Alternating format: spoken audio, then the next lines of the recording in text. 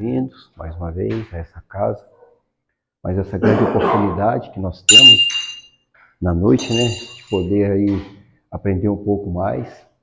A gente está sempre colhendo aqui, né, informações atuais. Nunca a gente assim repete, pode ser o mesmo tema, mas vai ser sempre assim um aprendizado. Sempre a gente vai estar colhendo aí coisas novas, porque a doutrina ela é atual, para que a gente possa levar para a nossa vida lá fora e nos ajudar na nossa caminhada. Nessa noite, quem vai estar falando para nós é o nosso irmão Danilo, é uma alegria muito grande. Como ele vai ter que ir embora mais cedo, depois da palestra, eu vou pedir ele para fazer a prece de início. Eu ia pedir para ele fazer de encerramento, mas eu peço aí para fazer a prece de início e já fica com a palavra, meu irmão.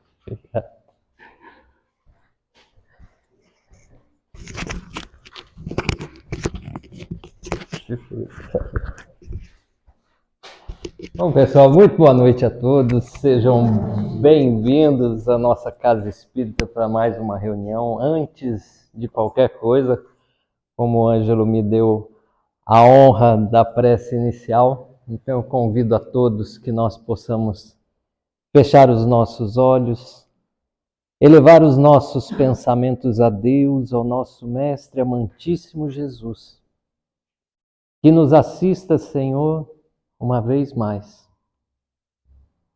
Que abrace-nos todos aqui nesta casa e que as vibrações desse ambiente percorram toda a cidade. Num voto de gratidão, que possa abraçar a todos os seus cidadãos.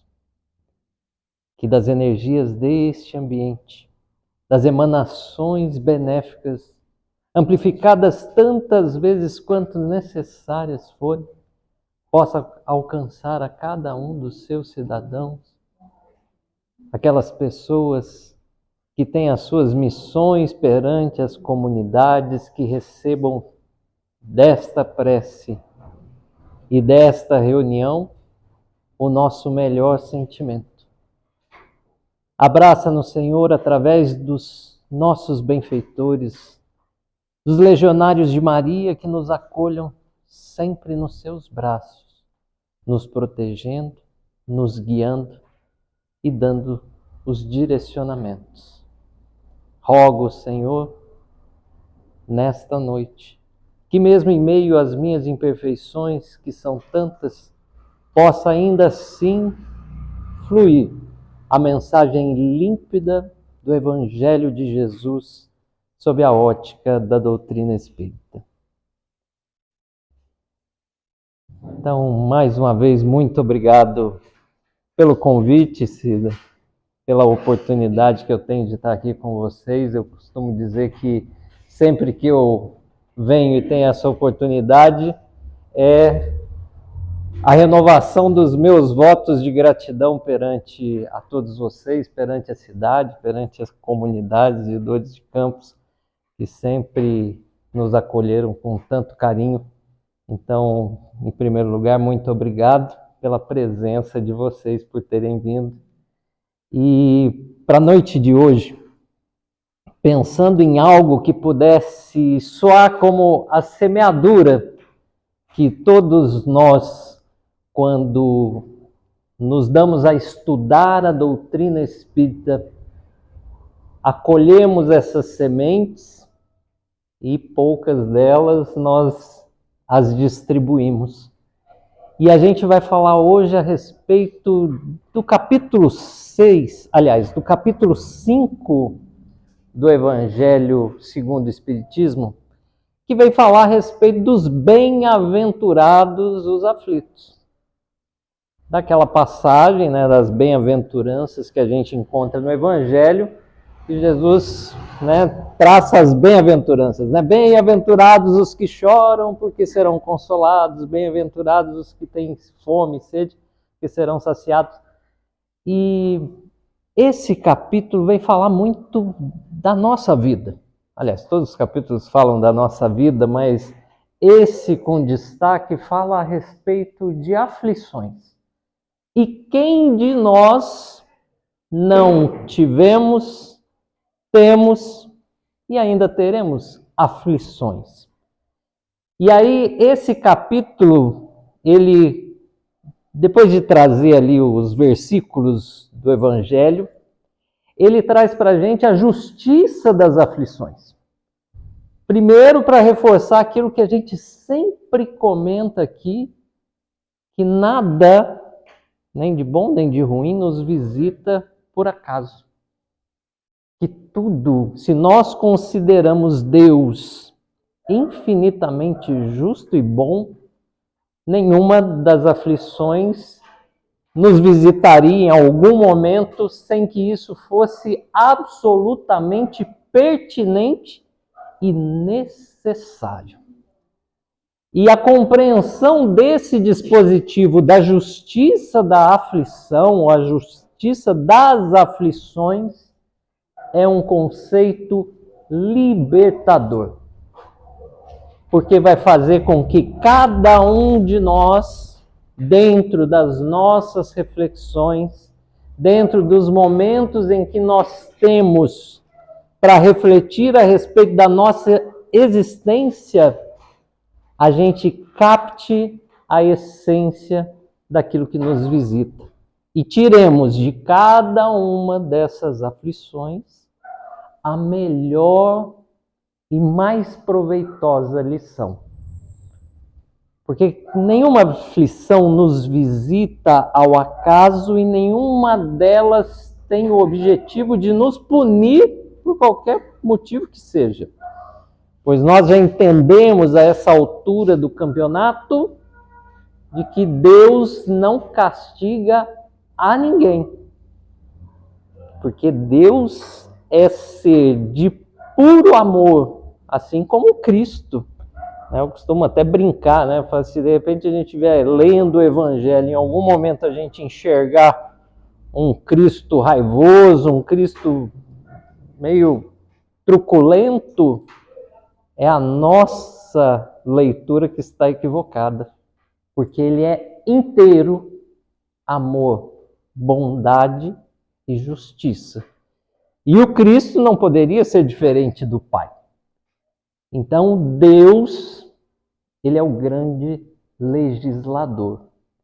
E aí a gente sai dessa página ali do Evangelho segundo o Espiritismo, que fala sobre a justiça das aflições, e vem trazer um outro aspecto, que é a causa atual das aflições. E aí a gente vai entender por que ele vai falar da causa atual das aflições, porque ali nesse capítulo, né, nesse item em si, a gente começa a enxergar que muitas vezes, como diria minha avó, a gente caça com as mãos. A gente procura algo que vá nos afligir. E aí, para a gente deixar isso mais entendível para todos nós temos uma lei do homem, né? A lei nossa, né? Aquela que está baseada na nossa advocacia. Então, é cheio de lei. Quando a gente a transgride, a gente sofre as penalidades, as consequências. Muitas vezes nós somos processados, nós somos julgados, somos condenados. E ali,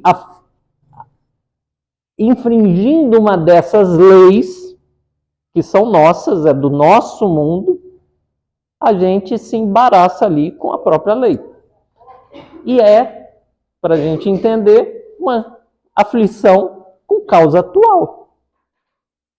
De repente tem lá um radar de velocidade, por mais que eu não concorde com ele, se ele está marcando 60, eu passo a 80, eu vou ser autuado.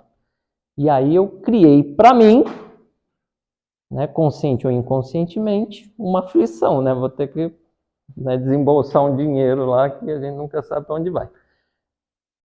E no restante da nossa existência, a gente tem muitas oportunidades que nós perdemos a chance de nos comportar com exatidão, com assertividade. Assertividade não é o termo, mas com acerto. É um momento que a nossa consciência fala, Danilo, é melhor ficar quieto. E a gente resolve discutir. É melhor compreender e a gente resolve contestar. E aí, nesses pequenos momentos, e eu estou trazendo coisas simples, a gente acessa as aflições. A gente cria um problema de trabalho, a gente cria um problema familiar, a gente cria um problema social. Ou seja, eu começo a despertar aflições que, em tese, não deveríamos. Mas por que elas existem? Lembra do caráter pedagógico de todo sofrimento? Quando eu desperto algum tipo de aflição, é a misericórdia divina que nós pedimos antes de reencarnar, que nos corrija de imediato. Que não deixe que a gente se perca ao longo do caminho no desenrolar da própria existência. E muitas das vezes isso faz parte do nosso dia a dia e ele faz porque é, de novo, a bondade de Deus nos visitando a todo momento. Por mais que a gente não queira, por mais que isso seja de fato dolorido, a aflição nos visita com um objetivo específico de trazer-nos de volta para a linha reta da nossa caminhada. Agora, existem as causas anteriores das aflições. Falando das causas atuais das aflições, tem causa anterior. É foda, mas como é que eu vou saber se é causa atual ou se é anterior?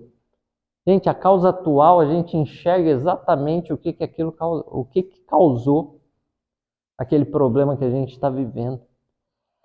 Na causa anteriores das aflições são aqueles dispositivos, porque todos nós, essa altura do campeonato, nós também já entendemos que nós estamos numa existência e já tivemos muitas outras para trás. E algumas aflições, elas são tão graves que elas precisam ser parceladas. Então aí a gente vai receber uma parcela numa próxima existência. E aí são aquelas aflições que às vezes a gente não entende.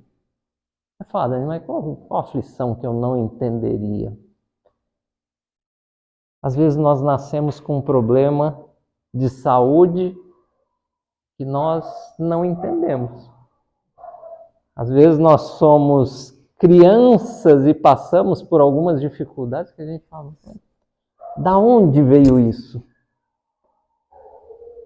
E como eu costumo dizer, e sem crítica a qualquer segmento religioso, isso não pode ser transferência de culpa de ninguém. A gente não arrasta, não é culpa dos pais. É culpa dos antepassados. Eu falei, é danado, né? Mas podia ter deixado a herança boa, deixar uma bucha dessa? Não. Então, gente, aí foge da compreensão da bondade e justiça de Deus. Ou seja, então quer dizer que eu vou pagar por conta de outro? Não faz sentido. Então aí a gente começa a enxergar a justiça das aflições. Eu excluo nesse momento a causa atual, porque eu falo, não fiz nada para causar isso, né? Então essa aflição não me pertence nessa existência. E de repente eu sou visitado por uma aflição e a gente sabendo que nada nos visita de bom ou de ruim por acaso, gente, a conclusão é lógica de que nós estamos trazendo algo a ser resgatado ou algo que nós pedimos como prova. E qual que é a diferença entre expiação e prova. A expiação, que a gente também conhece como resgate, é como se a gente estivesse quitando um débito. Olha, eu cheguei devendo e eu preciso quitar esse débito. Isso é um resgate, mas não na visão que às vezes muitos plantam, né, do olho por olho, dente por dente. Ah, porque eu prejudiquei o outro, agora eu vou ser prejudicado. Ah, eu bati no outro, agora eu vou apanhar. Não. A gente não vai entender a expiação nesse formato. Porque é importante que a gente entenda a dor do outro e a dor no outro. Mas não necessariamente eu preciso passar por tudo aquilo. Senão ficaria aquela conta que não fecha, né? Ah, a pessoa, por uma questão de guerra, por exemplo, morreram milhares de pessoas. Então quer dizer que essa pessoa, nas outras existências, ela vai morrer milhares de vezes? Ela vai morrer 1 milhão de vezes, foi a quantidade de pessoas que ele matou. Não faz sentido, não é lógico. Então é preciso que se entenda, porque existe o processo desse resgate. Eu primeiro preciso tomar consciência, eu preciso me arrepender daquilo. Tomando consciência e me arrependendo, eu preciso ter o momento em que eu vou elaborar o meu plano de resgate. E o plano de resgate não é ficar sofrendo, mas muitas vezes se eu fui quem exterminava, agora eu sou quem sustenta a vida. E não quer dizer que isso vai gerar menos aflição. Vão existir as aflições, só que essas aflições nos visitarão de outra maneira. Existia ali na região do Triângulo Mineiro a figura da Maria Conceição Ferreira, que era lá do Hospital do Fogo Selvagem. É uma história belíssima. E eu já contei essa história aqui. Mas, resumidamente, ela era uma enfermeira e ela cuidava de pessoas que sofriam da doença pênfigo selvagem, né, o fogo selvagem. E era uma doença terrível. Hoje, graças a Deus, é muito, muito raro, mas antigamente acometia muitas pessoas e assim, as pessoas ficavam em carne viva, como se estivessem queimadas de fato. E ela cuidava dessas pessoas no hospital e aquilo andou, né, tomando uma proporção muito grande. O pessoal falou, isso é contagioso. Eles expulsaram todos os pacientes que sofriam da doença do hospital. E ela, compadecida, ela levou esses pacientes para a casa dela, para o quintal da casa dela, onde ela construiu ali as enfermarias para cuidar dessas pessoas, e esse movimento se alastrou por todo o Brasil para ajudar no cuidado das pessoas que sofriam do fogo selvagem. E a Maria da Conceição, ela chegou a ser presa, porque ela viajava para pedir dinheiro para as obras, né? Porque ela precisou construir um hospital, porque todo mundo era expulso, né? Quando apresentava fogo selvagem, vai embora. E eles já iam procurar Maria da Conceição.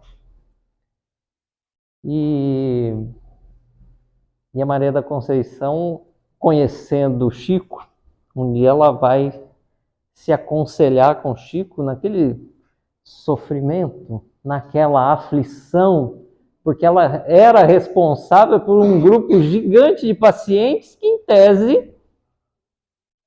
tese, ela não tinha relação nenhuma. Ela era só alguém que se doava a quem sofria. E aí, numa dessas conversas do Chico, o Chico traz para ela o bastidor do plano espiritual. A Maria da Conceição Ferreira, na época da Inquisição, ela era um dos legisladores que ordenava atirar as pessoas na fogueira. Ela dizia quem, quantos e como seriam queimados. E aqueles pacientes eram as pessoas que ateavam fogo sob as ordens dela. Eles eram subordinados dela. Então, percebam o enredo. Ela volta do plano espiritual numa nova encarnação com o compromisso de zelar por aqueles que não estavam sendo castigados porque ateavam fogo nas pessoas.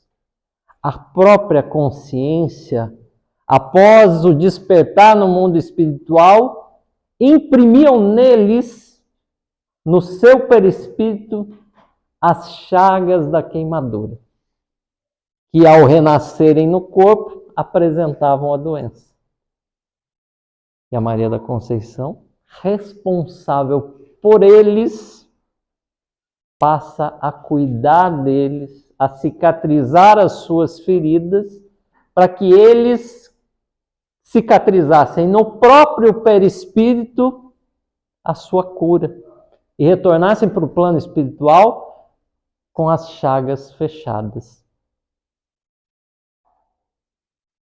Tiveram muitas aflições, ambos.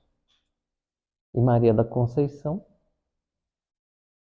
ao invés de morrer queimada dezenas, centenas de vezes, foi quem curou as feridas de todos aqueles que ela desvirtuou.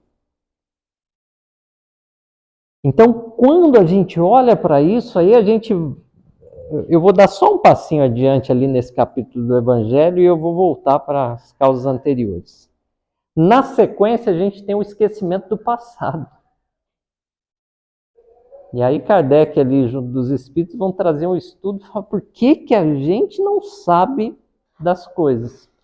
Porque a Maria da Conceição Ferreira foi saber disso já no final da missão dela. E por que a gente não sabe antes?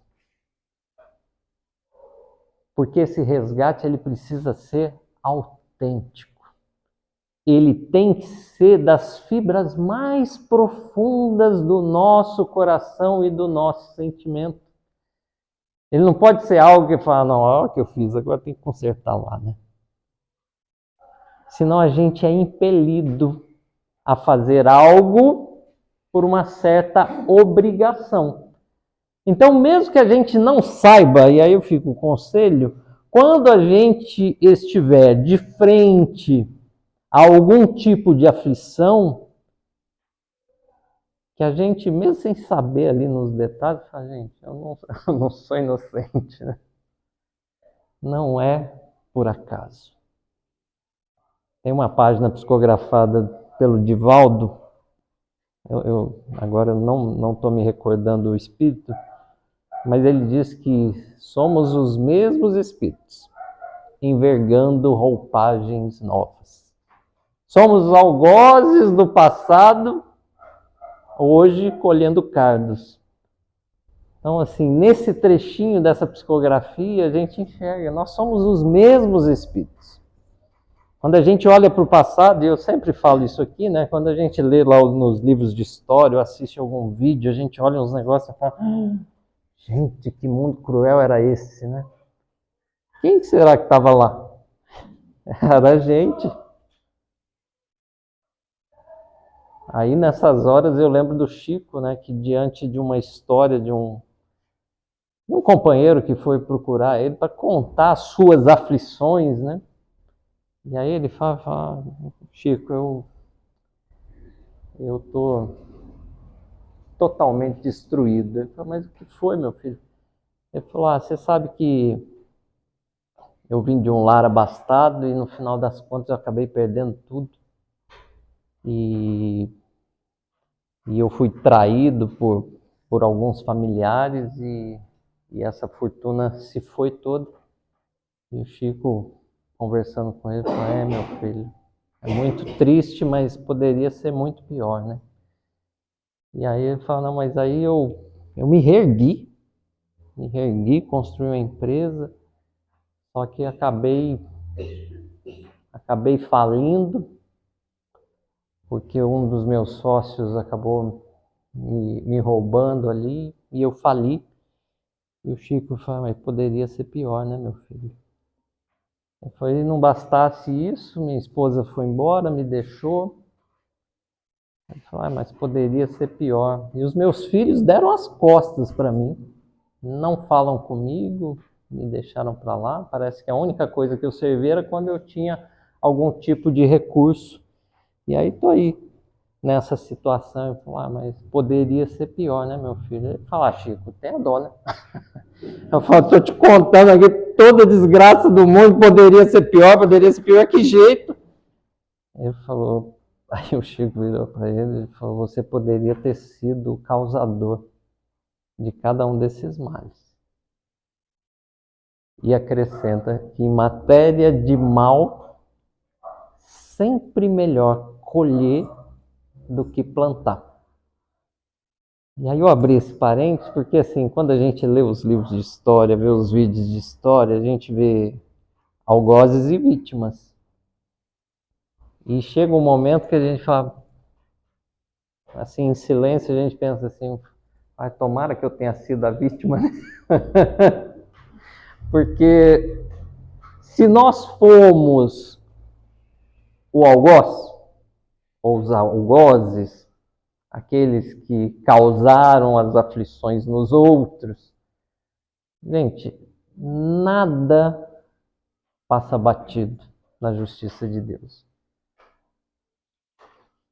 Todos nós quitaremos os nossos débitos sentiu a sentiu, como diz lá no Evangelho. E isso não é motivo para que a gente se aflija. Fala: meu Deus, quando é que vai chegar? Não, a gente não tem que esperar a aflição. Porque ela vem e a gente lida com ela. Se a gente começar a lembrar tudo que a gente já passou até aqui, tem coisa muito séria que a gente já enfrentou. A gente olha para a nossa existência, tem coisas que perturbou demais a gente. E a gente está aqui. Aí, às vezes, se numa conversa descontraída, a gente vai lembrar dessas aflições, e como diria o Ariano Suassuna, né, desgraça que é bom de contar. Né? Se a gente for contar as coisas boas que acontecem na nossa vida, a gente entedia o outro. Né? Quando você vai contar os seus sofrimentos, contar os perrengues que você passou, e conta isso com bom humor, é o que diverte. Então, se a gente para analisar o nosso passado até agora, a gente já passou por muita coisa difícil, que hoje talvez a gente conte rindo. Não conte com saudade, mas conte com descontração, e afinal de contas, sobrevivemos, estamos aqui. Mesmo estando no plano espiritual, que a gente chegou e falou: eu não sobrevivi. Não, está no plano espiritual, vivi. Só está sem o corpo físico. Então, todos nós passamos pelas aflições. Mesmo que a gente não as procure, que é o ideal, que a gente não cave os nossos buracos para os nossos tropeços nessa existência. Afinal de contas, nós estamos estudando a doutrina espírita, nós estamos envoltos a uma doutrina que é redentora, porque afinal de contas a gente é responsável pela nossa existência. Nós somos os artífices de tudo que acontece de bom e de ruim na nossa existência. E por mais que fala, Danilo, mas esse capítulo tá dose para mim, porque tá vindo muita coisa complexa. Gente, enfrente com alegria. Não é achar bom, mas passe com alegria, com coragem. acreditando que nada é por acaso, acreditando que fazendo isso a gente passa de fase, a gente vence esses desafios que nos habilitam à redenção. Sofrimento é liberdade. Por isso que eu sempre insisto em saber sofrer. O enfrentamento das nossas aflições é algo mais importante do que quase tudo. Porque quando a gente aprende a lidar com os momentos de aflição, essa aflição, por vezes, dura menos tempo que a gente poderia imaginar. O que eu disse anteriormente, ninguém sofre por sofrer. Ninguém está sendo castigado. Qual é o objetivo do sofrimento? Didático, pedagógico, é aprendizado. Se aquele sofrimento te trouxe o aprendizado, ele não tem motivo de persistir um segundo sequer. Então, diante de um sofrimento, é a prece fervorosa a Deus, agradecendo pela oportunidade que nós estamos tendo de resgatar algo, de aprender algo. E o nosso pedido aos benfeitores que nos ajudem a tirar a lição daquele sofrimento no menor tempo possível, porque não é motivo de revolta, é motivo de aprendizado. E se existe um aprendizado, Senhor, me dê a oportunidade de aprendê-lo o mais rápido possível, para que esse sofrimento passe, para que essa aflição cesse. E que venham outras, se forem necessárias, mas que a gente as encare com a mesma coragem, com a mesma altivez de enxergar o que nos vem para que a gente passe adiante. Para que a gente possa realizar na nossa vida aquelas palavras do Chico, né? Isso também passa, não é nem do Chico, né? O conselho de Maria, né? O Chico tem uma afinidade muito grande ali com a espiritualidade e certa vez ele, conversando com Emmanuel, ele falou: Emmanuel, você tem contato com Maria? Ele falou: olha, contato com Maria não, mas eu tenho contato com espíritos que se dirigem diretamente a ela. Ele falou: mas se um dia você tiver a oportunidade, você pede um conselho para ela, diante de tudo que eu estou vivendo. Aí você vê, o Chico tinha aflição, né? Diante de tudo que eu estou vivendo, você não pede um conselho para ela? E Emmanuel faz isso, pede a Celina, a mensageira de Maria, que traga uma mensagem para o Chico, daqueles momentos que ele passava, e a Celina volta e traz para o Emmanuel, que passa para o Chico, ela pediu para te dizer que isso também passa. E isso é de uma profundidade que a gente não alcança. Eu falo que é a mesma coisa quando o Chico vê Emmanuel pela primeira vez na beira do açude, lá em Pedro Leopoldo, e que ele traz os conselhos para o Chico, né? Trabalhe, estude e esforce-se no bem. Disciplina, disciplina e disciplina. Se isso fala tão profundamente com a gente, imagina com o Chico, que tinha, né, afinidade total de sintonia com Emmanuel. Então, quando vem a mensagem de Maria, através de Celina e de Emmanuel para o Chico, isso também passa. Gente, isso tem uma profundidade que a gente não alcança. Fica o conselho, né? A gente fica com isso, fala, né? Às vezes passando pela dor, e fala, pô, é Maria dizendo que isso também passa.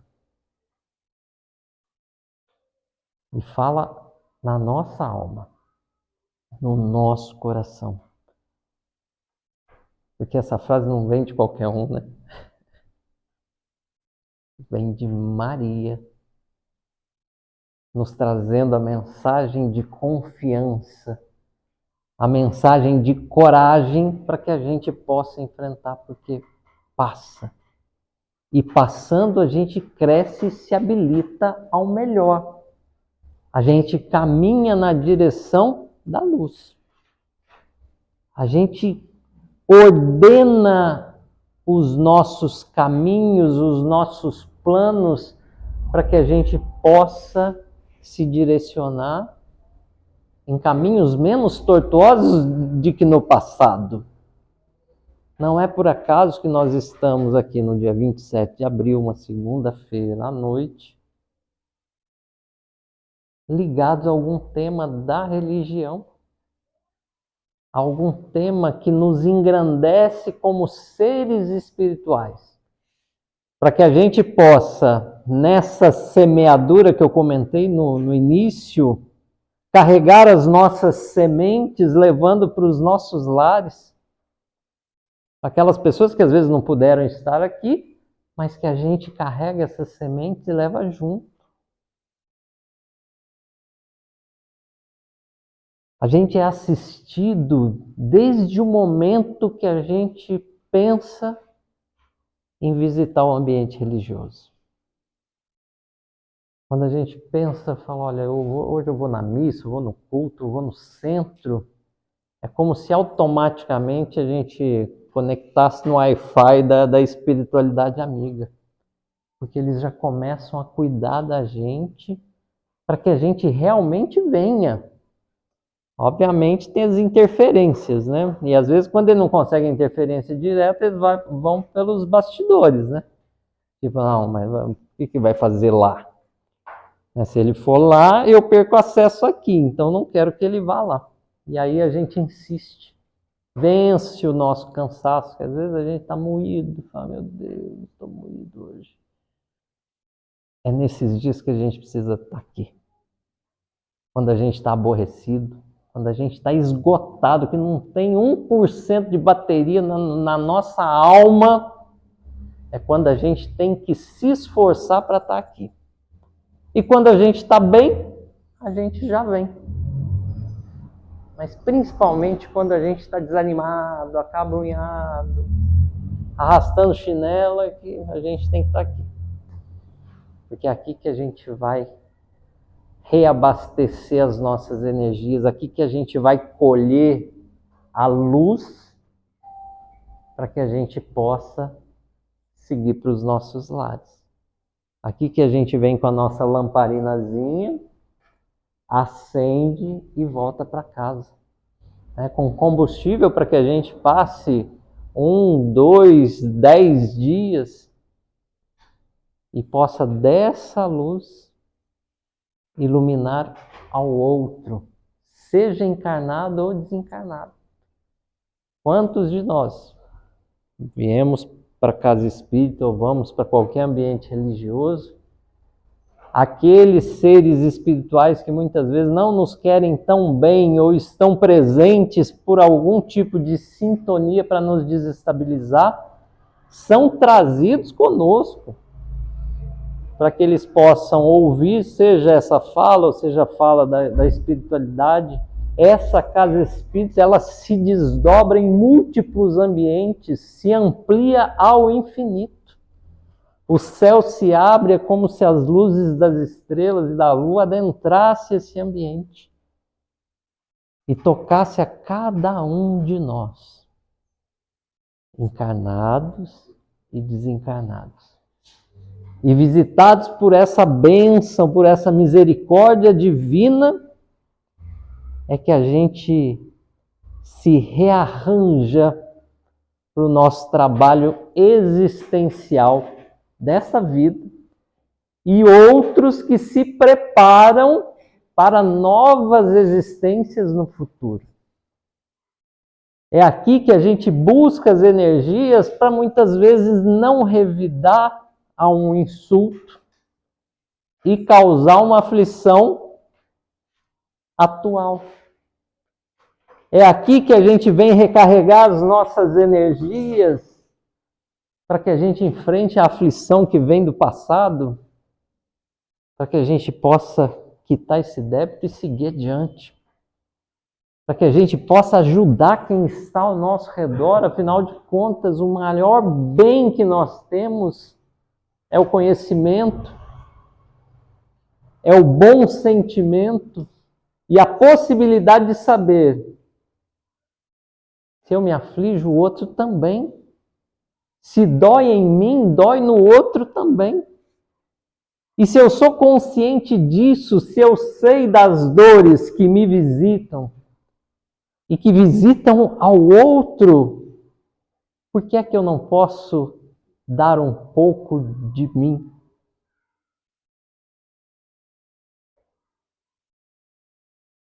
E a gente tem muitas oportunidades. Por mais que às vezes a gente não goze de alegria, a gente pode dar ao outro alegria, mesmo sem ter. Percebe? E nesse momento que a gente se doa, quem mais recebe, invariavelmente, somos nós. O meio espírita ele é sempre muito cheio de atividades voltadas para o bem. Então, existe o estudo, existe o atendimento fraterno, existe às vezes o trabalho de assistência às famílias carentes. Existem as reuniões mediúnicas, onde se assistem os espíritos em sofrimento, que não é só a gente encarnado que sofre, os espíritos sofrem também. E às vezes nutre-se a falsa ideia de que a gente, eu estou lá ajudando aos espíritos. Não esteja, mas, gente, quem é ajudado somos nós. Os ajudados somos cada um de nós, que nos lançamos a ofertar ao outro aquilo que às vezes temos dificuldade para a gente mesmo. E muitas das vezes isso só se trata de uma devolução. Às vezes a gente, estou ajudando. Eu falo, não, você está só devolvendo o que você já tirou. Você está ali promovendo a paz, fala, não, você tirou a paz de tanta gente. Percebe a inversão? Você fala, não, eu tirei a paz, agora alguém vai me tirar a paz. Não, às vezes você tirou a paz, agora você vai devolver. Agora é a hora de você plantar o bem. Você semeou o mal, causou perrengue na vida de um monte de gente. Agora é a tua vez de fazer diferente. De criar o ambiente necessário para que a glória de Deus floresça. E a gente se ilumine ajudando a iluminar. Para que a gente colha daquilo que a gente acha que está dando. E aí entenda que a justiça de cada uma das aflições, de causas que nós promovemos agora e misericordiosamente Deus permite que a gente seja corrigido no mesmo momento, aqueles momentos que nós carregamos e esquecemos desse passado, porque não é justo nem bom que a gente saiba, para que a gente doe do fundo do nosso coração, doe com compaixão. E não porque a gente é devedor, não, tem que fazer, porque não, acabei com a vida da Cida outra vez, deixa eu ir lá atender ela. Senão não é autêntico. E o objetivo da divindade é que nós cresçamos como seres espirituais. Não que sejamos negociadores, deixa eu fazer porque eu devo. Não. Por isso que a gente, às vezes, vê alguma coisa e a gente se compadece. E se compadece por quê? Porque lá no subconsciente, mesmo com o esquecimento do passado, lá no fundinho, a nossa consciência fala, olha, ajuda porque isso dói. E aí a gente estende a mão e faz com o coração. E aí lá adiante, talvez não, né? Todos nós vamos olhar para trás e falar, ufa, que bom. Que bom que eu passei por aquela aflição, que bom que eu estendi a mão quando precisava estender, que bom que eu escondi a mão quando era para eu estapear alguém. E aí a gente vai estar cumprindo com o nosso dever. Então deixo vocês aqui com todo o meu carinho, com todo o meu respeito. Agradecido mais uma vez, Cida, por me aceitar aqui nessa fala dessa noite. É sempre um prazer, um carinho imenso a todos que nos acompanham presencialmente, aqueles que nos acompanham pela internet. Encerrado aqui, nós vamos passar por uma vibração, teremos os passes, aqueles que nos acompanham de casa, encerrando a palestra, faz uma prece que vai receber o passe da mesma maneira, mas que a gente guarde isso, e vá cultivando essas sementinhas que a gente vai buscando. Toda semana a gente vem aqui e colhe uma sementinha. A gente não guarda no saquinho não, senão ela não germina. Põe no vasinho do coração e vai regando para que ela nasça, germine e gere frutos. Porque esse é o grande objetivo que a doutrina espírita tem para cada um de nós. É um projeto de vida para que a gente cresça como seres espirituais, nos desvencilhando dos nossos problemas do passado e que a gente não crie problemas para o futuro. Então, meu muito obrigado e até logo. Obrigado.